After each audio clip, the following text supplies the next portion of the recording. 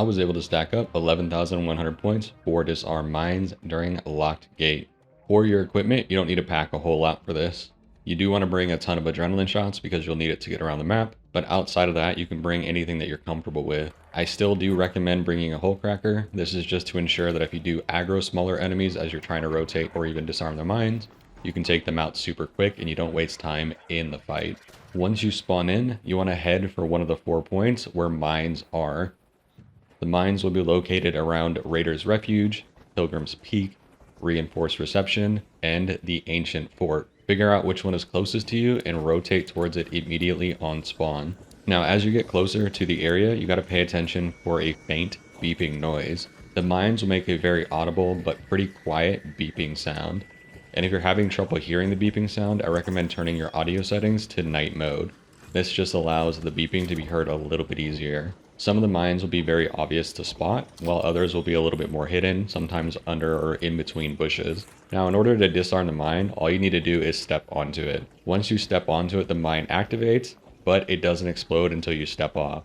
Once you do step onto it, it will give you a prompt to disarm the mine. Now keep in mind that every raider can do this. You don't need a specific skill in order to disarm the mines. There is a skill on the skill tree for doing a similar thing like this, but that's relative to the actual enemy placed mines. Any player can do this. You don't need to spec into a specific skill in order to do this challenge. Once you've found and disarmed your first mine, listen for more beeping and just follow the noise to the next mine. Repeat this process until you've done one full circle around the area that you are. In general, most of the mines are going to be clustered together, but some are placed a little bit further away that are harder to find and harder to hear, so just make sure that you do a full sweep of the area before you leave. Once you've completed your full sweep of the area, proceed to the next closest area that has mines. And from here, you're just going to rinse and repeat that process. Keep in mind that there are a lot of players that are doing this challenge, so it can be very difficult to set a high score unless you get a lobby where there aren't a ton of players doing this. But in my experience, not every player gets every mine, so there still is value in searching every place,